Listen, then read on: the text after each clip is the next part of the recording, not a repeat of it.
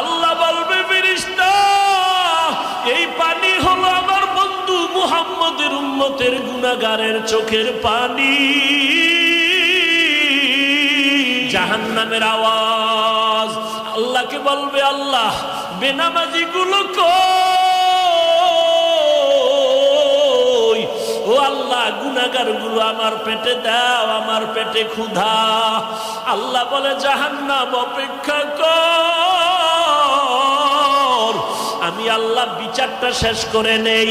জাহান্নাম ফিরতে চায় না, আল্লাহ অর্ডার করবে ফেরেশতা জাহান্নামের গলায় ৭০,০০০ শিকল লাগাইয়া ধর, সামনে যেন আসতে না পারে, পেছনে ধরে রাখো।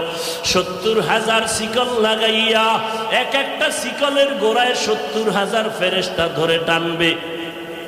জাহান্নামকে পেছনে ধরে রাখতে পারবে না। আমার মায়ার নবী রহমতের নবী দেইখা কান্না করবে, আল্লাহ জাহান্নামের ফিরাও, আমার একটা উম্মত যেন জাহান্নামের মধ্যে না যায়। আল্লাহ বলবে ফেরেশতা এদিকে আয়, একটু পানি দিয়া বলবে জাহান্নামের মধ্যে এটা ছিটাইয়া দিয়া দাও।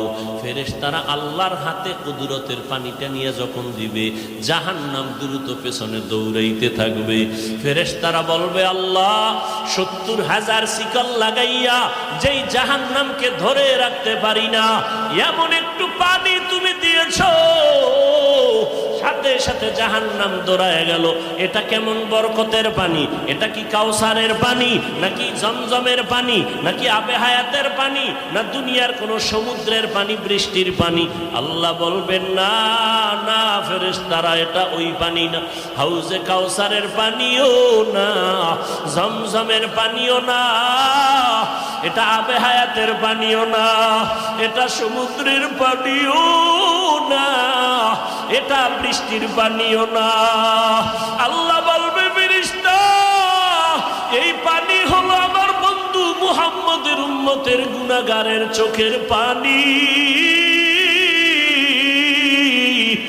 আমার বান্দা মুহাম্মদের উম্মত গুনার কথা স্মরণ করে চোখের পানি ফেলেছে।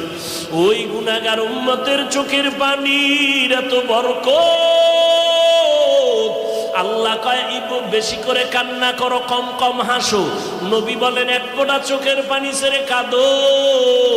দুনিয়ার ঘরে আগুন লাগলে পানি ছাড়া যেমন ঠান্ডা করা যায় না, তোমার আমার গুনার কারণে জাহান্নামের আগুন কিন্তু চোখের পানি ছাড়া ঠান্ডা হবে না।